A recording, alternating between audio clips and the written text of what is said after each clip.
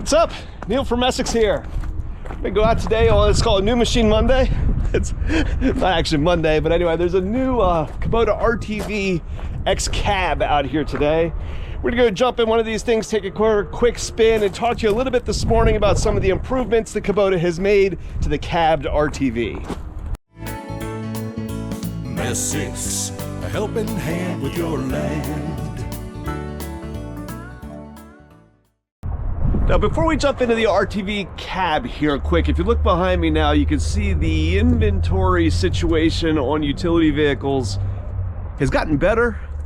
It's not yet perfect. We don't have nearly as many of these cab machines as we would like to have yet, but you look back here behind me now and the supply constraints that we had over the last couple of years that were limiting the variety of machines that we have out here are kind of gone now.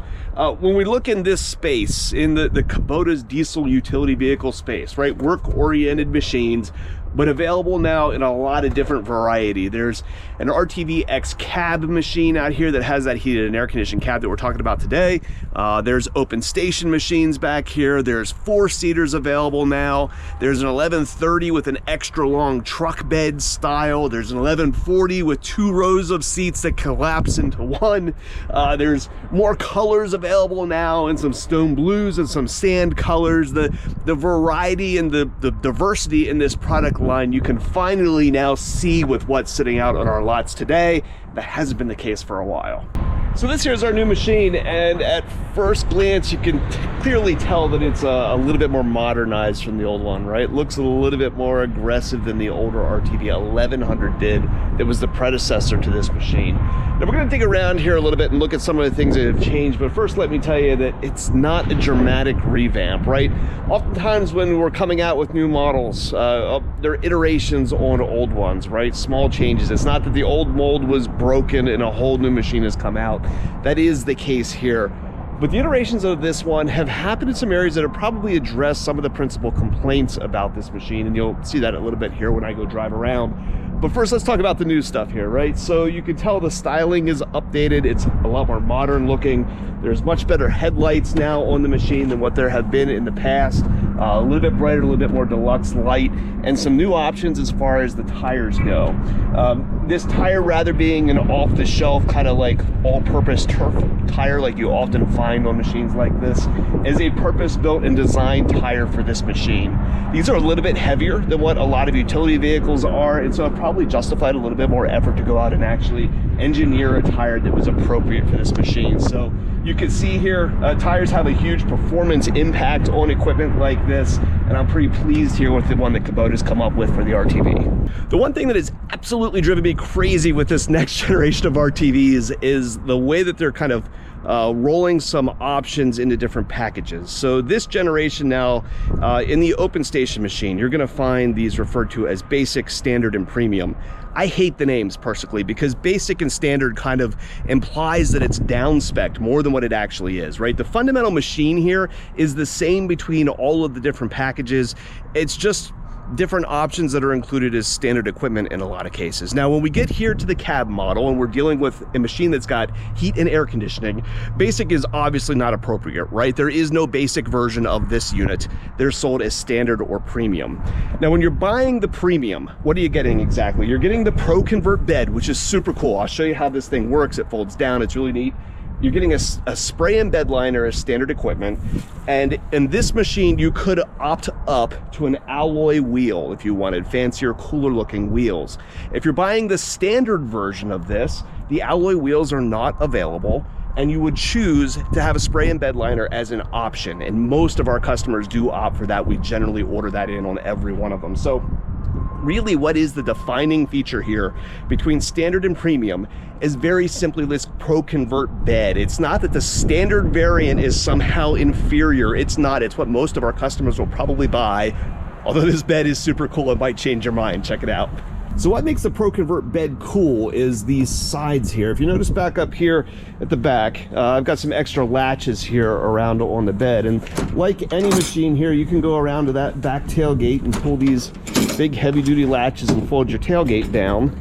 But you also have latches over on the side of the tailgate too. And if I go here and I remove the wires from the side and come around here to the front latch, can fold down the entire side of that tailgate, opening up the back of the machine. And if I do that on the other side, it creates this flat bed setup. So cool to be able to come around to your machine and kind of stick a skid or something on the back. You know, be able to haul wide lumber and stuff that may not fit inside the bed, and be able to fold those down really easily. Now, I would be cautious in that I probably wouldn't drive the machine around with the bed sides hanging down like this. They're not going to contact anything, but there's nothing to hold them in place. If you're going to actually operate the machine this way, I would probably take these pins out and remove the entire side from the entire bed side from the machine. All right, going for a drive here in the new RTV cab. If you're still with me here at this point, we're gonna talk a little bit about how this machine drives, and also do kind of like, if you're new to the RTV, a crash course on what is this machine all about. First and foremost, if you have an old RTV, what things did Kubota kind of change here? If you've watched my videos before, you're probably going to notice that a lot of things that we're going to talk through are things that we kind of already know, right? The open station of this machine was updated last year, and most of the updates that were done on that unit were just simply applied here to the cab version. So there's nothing here that is probably not expected, right? Because we've seen it in the X2 open station unit. If you're an owner of an older RTV, the biggest difference here was that work was done on the transmission in order to make it easier to shift. In both going between low, high, reverse, and also the parking brake linkage, I feel like just works a little bit better.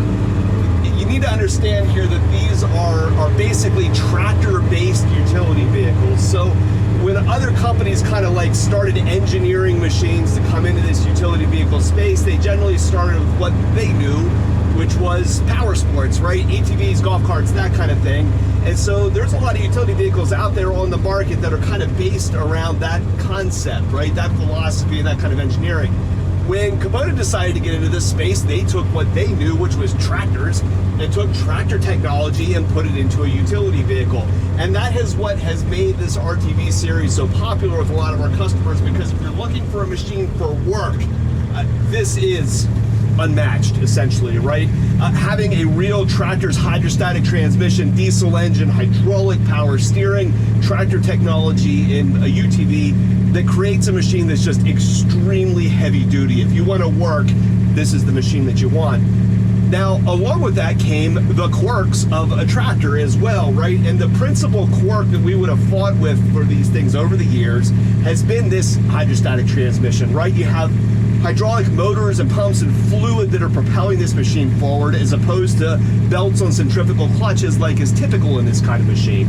And one quirk of that is that when hydrostatic transmissions are under load, either while they're operating or while they're sitting on a hillside, getting their gears to release and shift ranges can be tricky sometimes. And that has been dramatically improved here on this machine. So in the old unit, if I would pull onto a hillside like this and try to go from high to low range, I probably wouldn't be able to do it.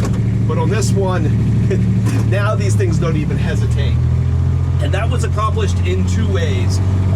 They've added a relief mechanism. When you press the brake down, it dumps the pressure out of that hydrostatic transmission so these gears can move easier.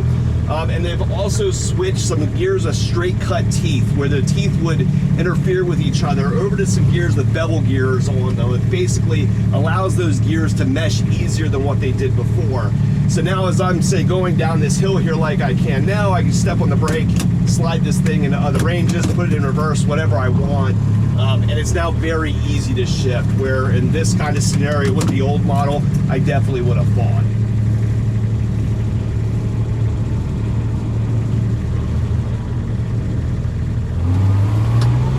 Performance perspective,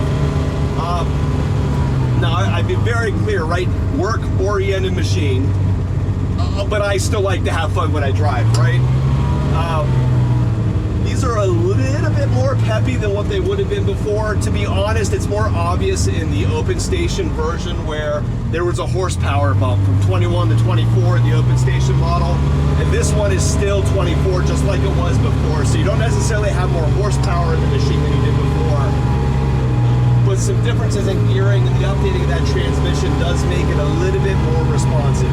And still not a blast around fun machine, right? But not terrible to drive. If I'm cooking along here, I can throw the back end out on the stones a little bit and throw it around. But it's not sporty in the way that you would expect a performance-oriented machine to be.